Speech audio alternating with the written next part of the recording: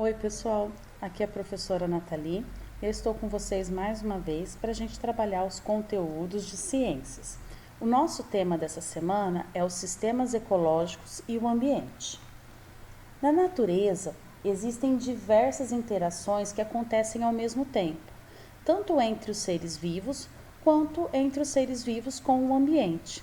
E para facilitar esse estudo, os seres vivos foram organizados no que a gente chama de níveis de organização. Esses níveis de organização é uma sequência hierárquica que vai do mais simples para o mais complexo, para a gente poder estudar então todas essas interações, tá? Então a gente vai olhar agora os níveis de organização ecológica. A gente vai começar então falando do organismo.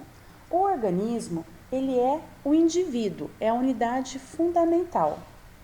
Esse organismo, ele se influencia pelo ambiente em que ele está, onde ele costuma viver. Esse local onde ele vive é chamado de habitat.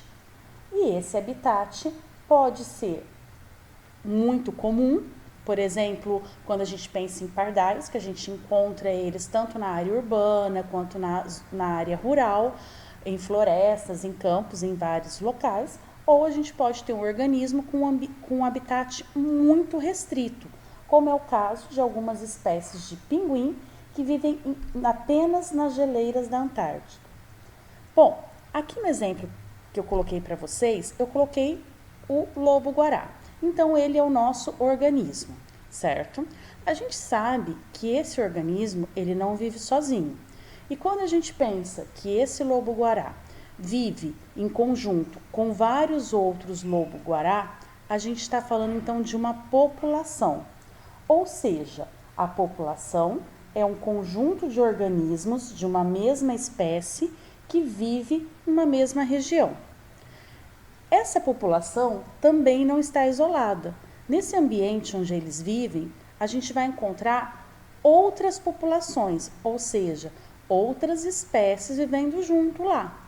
Então, a gente vai ter uma população, por exemplo, de árvores, de gramas, uma população de cobras, a população de lobo-guará, e eles estão vivendo todos no mesmo local, na mesma área. Então, esse conjunto de populações que habita a mesma área é chamado de comunidade. O conjunto que é formado por essa comunidade e pelos fatores físicos que estão no ambiente, como a luz solar, a temperatura, a umidade do ar, os ventos, esse conjunto é chamado de ecossistema.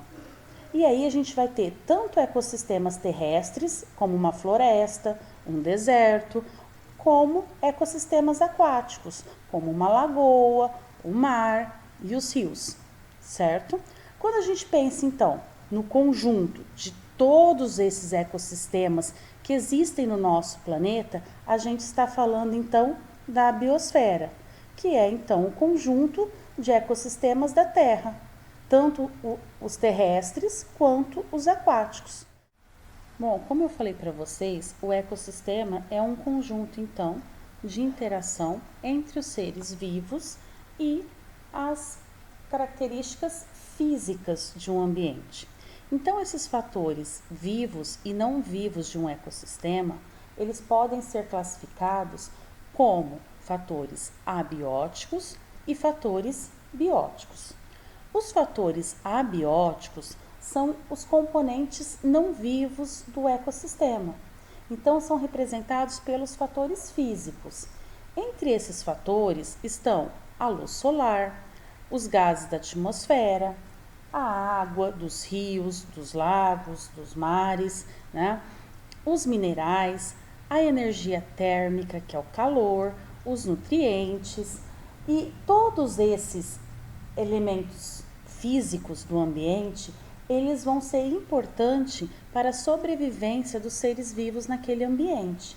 E aí a gente vai ter então diferentes tipos de ambientes. Ambientes onde essas condições são sempre as mesmas ou se mantêm quase que constantes, e ambientes onde as condições de luz, de temperatura, de quantidade de água vai variando muito e muitas vezes ao longo do mesmo dia.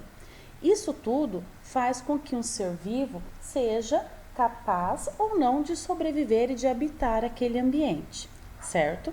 Então, fatores abióticos são os fatores não vivos de um ecossistema. E os fatores bióticos são os fatores vivos, que são representados por todos os seres vivos, as plantas, os animais, né, os fungos, as bactérias, os decompositores. Então, todos eles representam os fatores bióticos, que são os fatores vivos de um ecossistema. Esses seres vivos, eles vão interagir tanto entre eles como com os fatores abióticos, tá? E um exemplo que tem aí de interação desses seres vivos com os fatores não vivos de um ecossistema é essa imagem que eu tirei do livro de vocês, tá? Ela mostra então essa relação entre os fatores bióticos e abióticos de um ambiente. Então aqui a gente tem, né, uma representação de um ambiente onde a gente tem um cavalo que está pastando, se alimentando. Então a gente tem a grama e uma árvore. E a gente vai perceber então que está tendo interação entre fatores bióticos, ou seja, entre seres vivos, fatores que têm vida, como por exemplo, quando o cavalo se alimenta de uma planta.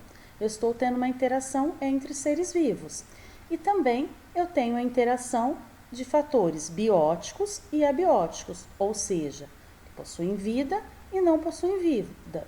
Exemplo, quando a planta faz a fotossíntese, ela utiliza da luz solar, do gás carbônico e produz o gás oxigênio. Então, ela está interagindo com fatores abióticos, que é a luz solar e o gás carbônico, certo?